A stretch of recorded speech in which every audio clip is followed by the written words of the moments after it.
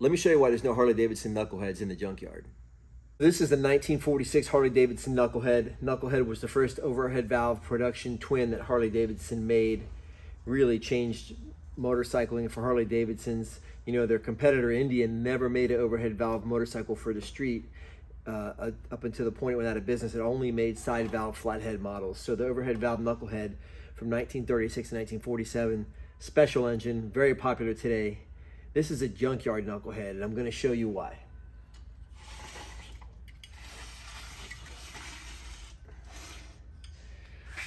This window in the crankcase here isn't supposed to be here. At some point during its life, the front piston broke, and when the piston broke, the connecting rod was able to travel further forward than it should, hit the case and blew the case out here and windowed it here. And it cracked it. Usually they crack all the way around to here, which is actually kind of an easier fix. But this one just cracked right up here. I don't know if you can see it or not, but it just cracked right around here. But this has been this way for a very long time. I think most people were intimidated to fix it. I'm not. I'm gonna fix this. I'm gonna show you how I do it. If you don't like the way I do it, that's cool, but I do it the way I do it for the reasons I've done it. I've fixed a lot of Harley cases over the years. I've been doing this 35 years, and I've fixed a lot of cracked Harley cases. And I've never had one re-crack on me. When this repair is done, I'm gonna rebuild this engine and build a bitchin' bike out of it.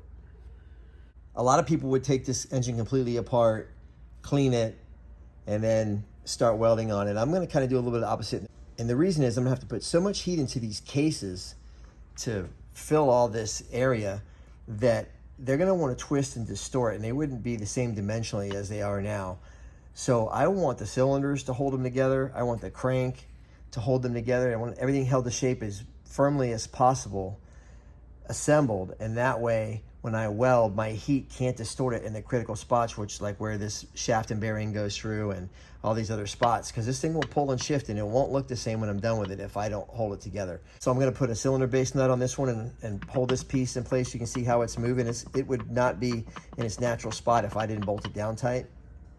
And I'm going to start welding this and put a lot of heat into it. And that way when I do take it apart to finish weld everything up, I don't have to put quite as much heat into it.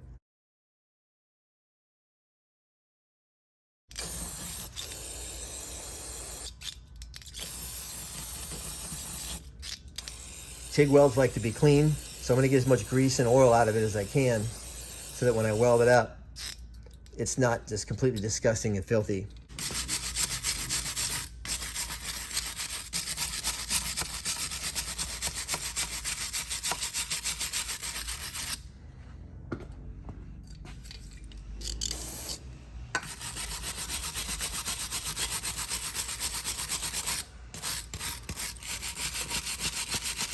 All right, before I start really filling this in and adding material, I'm gonna come in with my TIG torch, and I'm just gonna preheat this area up, you know, with the electric arc, and I'm also gonna allow that arc to try and blow out as much of the impurities that's in the pores of this metal as possible.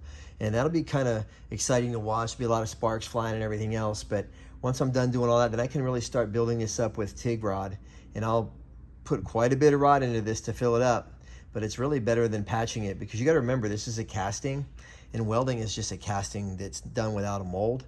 So it's gonna be the best natural fit for me to do this with just filling it with TIG rod versus trying to machine a piece or break out a piece from another case and fill this spot. So the way I'm gonna do this definitely works, and you're gonna be blown away. It's gonna take quite a while, but you'll see I take this case and start filling it. It's gonna turn from a mess into something beautiful.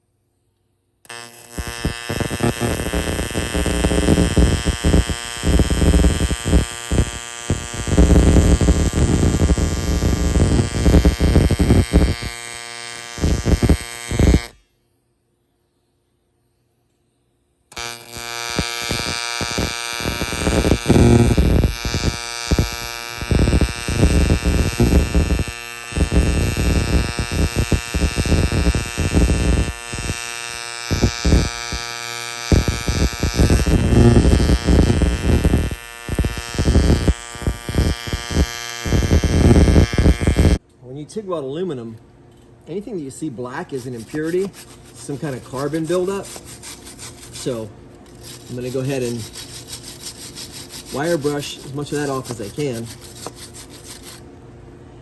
And get to welding. Now there's a web that should build up from here. I'm going to use this TIG rod to show you this web should build up from here and go to about here. And if I start welding that web in right away, it's going to make it really hard for me to weld in these other pieces from the back that need to go in there. So I'm going to go ahead and do that, weld that web in last. But I'll show you that as I get to that point.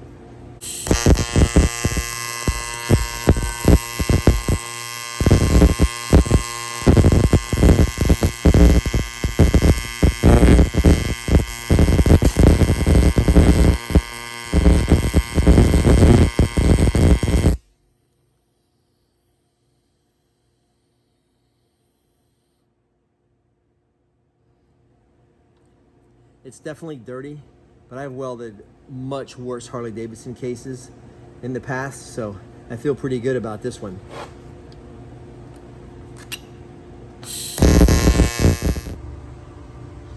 So far I filled this little triangle in here at the bottom. You can see where all the new materials in there. And I'm just going to keep building across and building across and building across. I won't go up to the seam here, the case seam, because I don't want to damage this other case half, which is a mating surface where the two cases mate together and have a good seal so oil stays in. So I'll do that after the fact, but I'm just going to start filling this whole side in, and then I'll work on this other side. And once I'm done with putting a ton of heat into this thing, I'll go ahead and pull the cylinder out, take the cases apart, and finish everything up. But you can start to see how that's filling up, and it just takes a lot of work, a lot of filler rod. You can see the triangle that I'm filling is growing to where it's almost a straight across repair now. And I'll just keep working my way to the top, then I'll flip it over and work the other side of it. The case is so hot I can't even touch it, so I'm resting my hand on this old 1975 Pittsburgh Steelers Iron City beer can. And so you can see how much of that repair I've got done so far. I've filled it in pretty good. I'm having a hard time, the cup of my TIG torch is hitting this case bolt boss right here. So I'm having a hard time welding downward with the TIG torch anymore. I'll flip it over so it's upside down, and I'll weld it from the cylinder base to this gap here. And that should allow me to really build up that first base layer of aluminum that I'm gonna need to get this case repair done.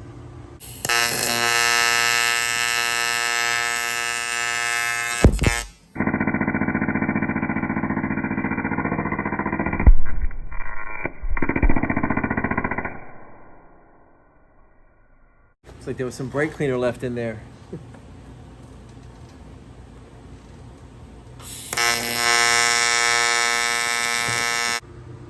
So you can see I've got it upside down, and I start working this section here, and I'm going to work all the way over, a little bit over beyond the middle of the cylinder. Then I'll start bridging it together here, and I'll build up this whole piece where this case bolt is going to go through. That's where the case bolt is going to go through to hold the case halves together. I'll have to machine that later. But this weld repair is coming along pretty good so far. You can see all the top part of the case, which is on the bottom because it's upside down, is filled. I started filling from the base gasket up, and I'm going to the right of the case seam because I'm going to machine back to where that half has to be. But I'm starting to build this up. I'll build up all this.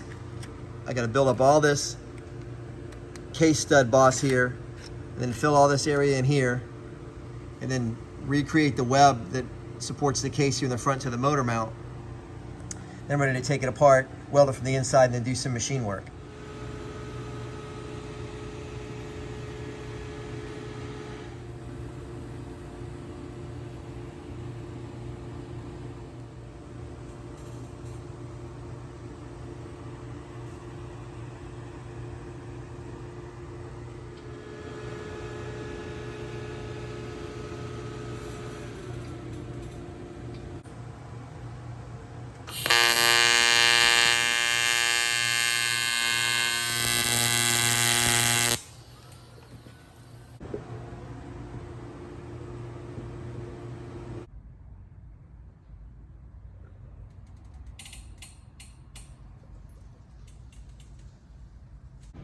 I'm ready to grind a big V through this crack, and weld it from the outside.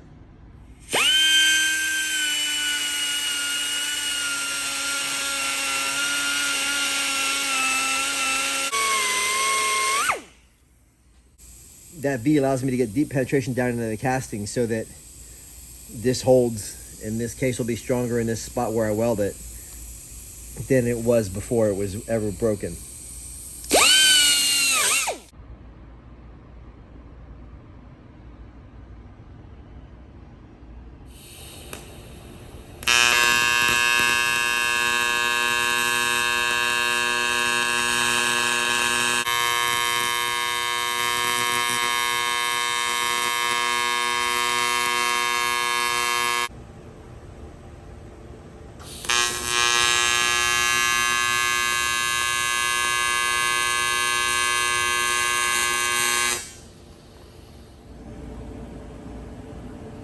All right, there's that outer case weld. I'm gonna go ahead and fix that rib later on once I get the inside done.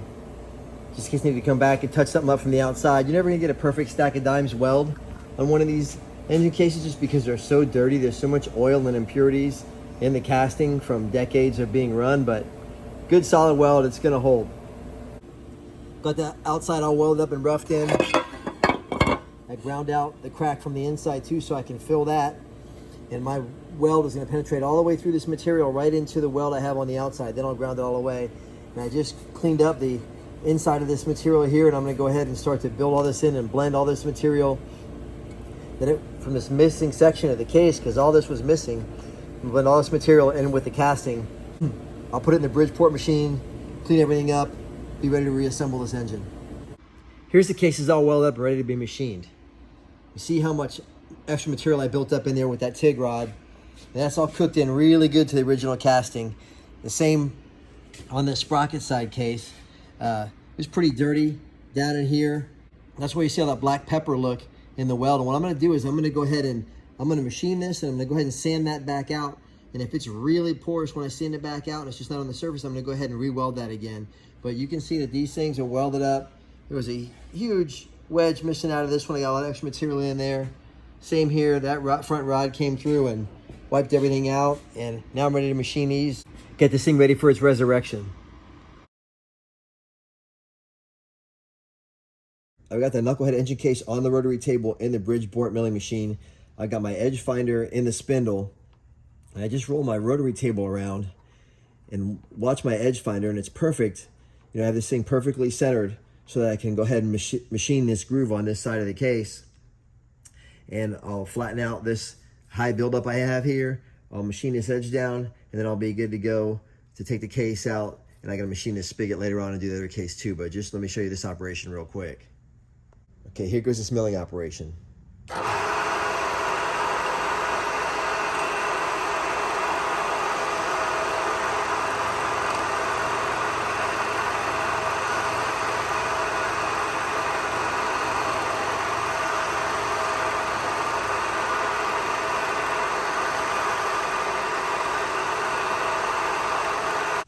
You see all the built up extra material I have here on the top, and the reason I have that extra material is I know I have to weld on and then machine, and the machining stuff takes so much time and setup that I don't have to weld, machine, go back and touch up my weld again and add a little more material where I might need it. So I try and add it all right at the very beginning, you know, get all the material added on there, and hopefully I don't have to go back to the welder. I can just machine this stuff, assemble these, and be done with it. So that's why I put on the extra material now.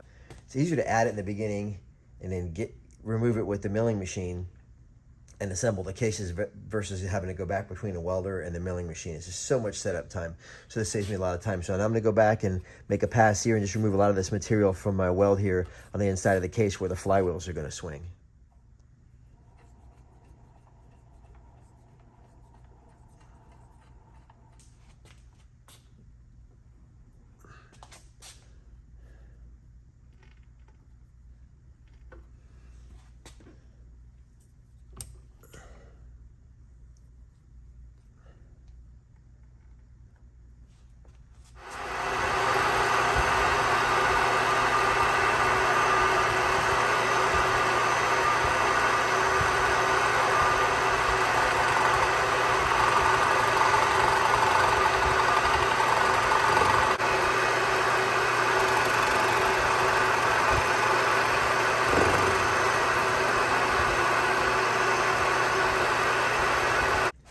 now I'm gonna come through with the end mill. I'm gonna swing the case around and I'm gonna shave off all this extra material in one nice, slow, easy pass.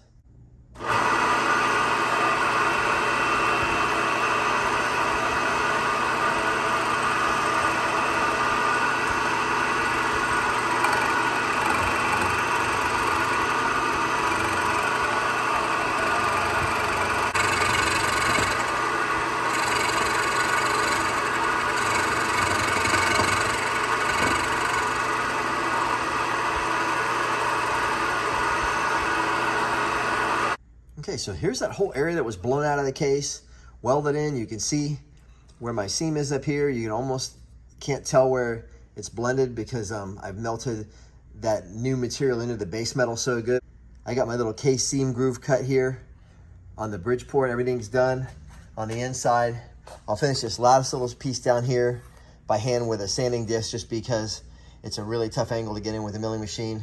I'll machine the spigot, I'll clean the outsides up, and that's how you fix out a blowed out Knucklehead engine case.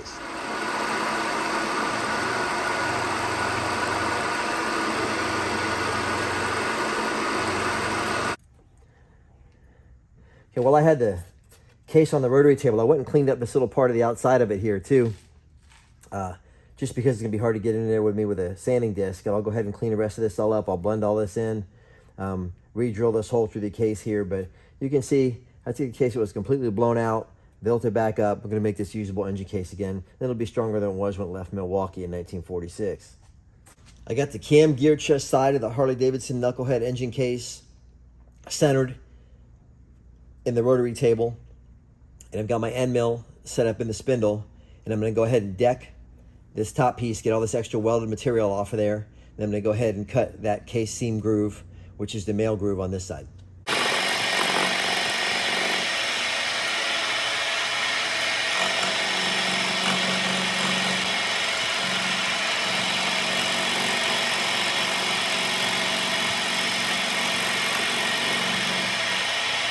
Now I'm going to take this material down to give me the raised lip on this case half.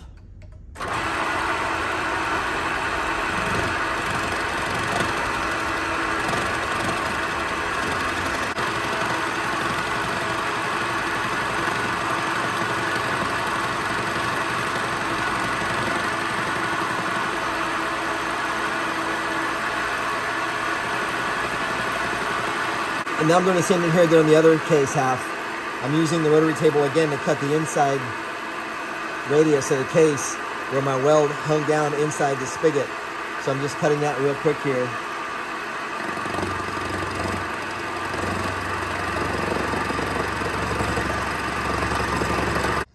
Okay, here's the front cylinder spigot.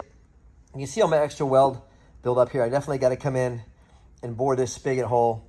You know, take some of this extra material off the case. Now you can see how that's all repaired and how that's match machined and matches up here. And you can see in the front here, same thing. I got a nice machine case halves where they come together and it's going to seal nice. Remember, all this stuff was missing in here. This is a huge window in here. So I've got it all built up. I'll go ahead and sand all this down and shape it and clean it up once I get done machining the important parts of the case, which is the cylinder spigot and the case halves. So there's a bored hole for this engine case bolt in the original Knucklehead casting. And then where I patched it up and put my own weld in there, there's no hole. This is all solid through here. So what I've done is line up the case with a drill bit in the Bridgeport, and I'm going to go ahead and drill this hole down to the case seam. And then the same thing on this side. There's a threaded hole here where the threads of the bolt are supposed to grab, and all this material was missing. So I'm going to drill this 3/8 diameter all the way down to the seam, and then from the seam I'm going to drill 5/16 down and tap it 3/8 16 thread. And then I'll be able to put my case bolt in here and hold this together. But you can see I've already got these things bolted together. I got my cylinder spigots lined up. And I'm gonna go ahead in a little bit, get this case bolt in, and I'm gonna go ahead and bore this spigot.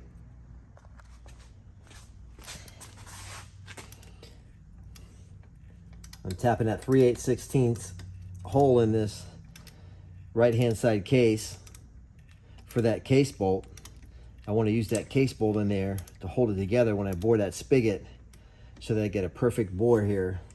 Without that case bolt, these case halves might not be completely together, or there could be a little distortion, so I gotta tap this hole. Go ahead and chamfer this hole so that when the bolt pulls against this case when you torque it, it doesn't distort the metal and try and push the case seam apart.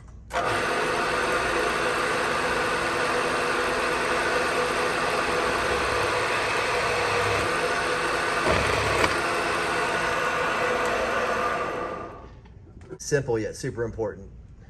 Here I am machining the cylinder decks.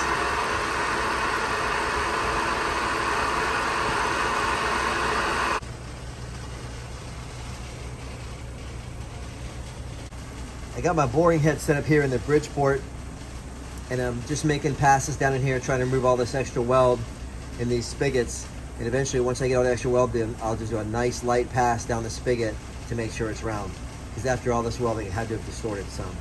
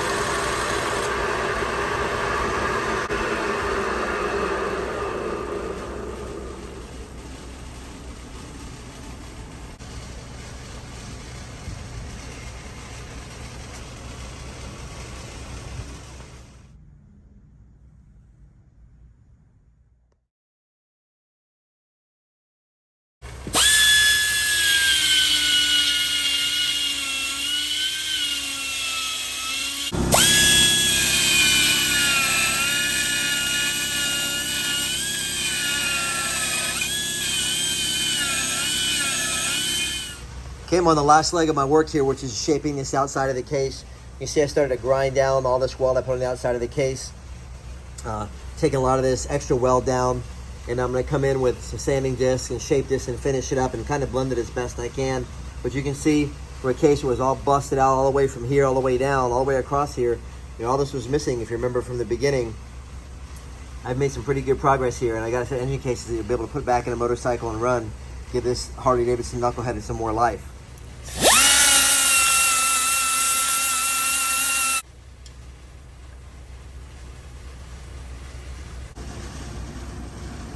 My last little touch-up spot here is rebuilding up this web. You can see I'm kind of filling the back of it from the sides here. I got a little low spot right there I'm gonna filling these few little low spots right here, and refinish shaping this area, and I'm done.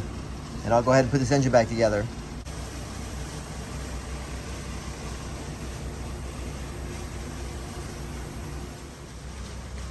You can see that bent connecting rod from when that piston broke. See how that thing curves off to the right there? That bent pretty good. Thing swung around in here, banged these cases all to bits. There it is from the other side. You see how bad that thing is. We're gonna replace that with a good set of rods, but there's your cases all fixed up. Big difference from when all this was missing in here.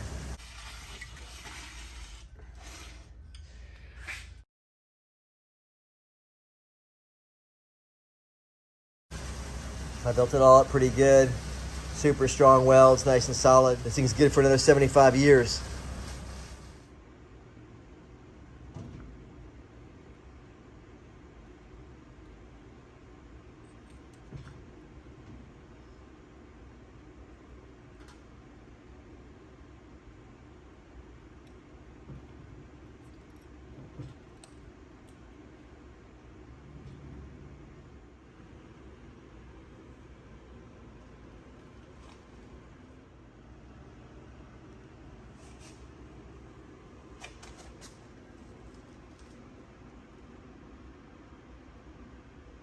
I had to do a lot of finish welding on the 1946 Knucklehead engine to get it the way I wanted it, but it's kind of like being in the tattoo shop. You know, you look down at your tattoo, you think it's done. The tattoo artist looks at the tattoo like it's done, and then he goes ahead and digs on you for another half hour, 45 minutes. So that's kind of what it's like to get something like this done really nice.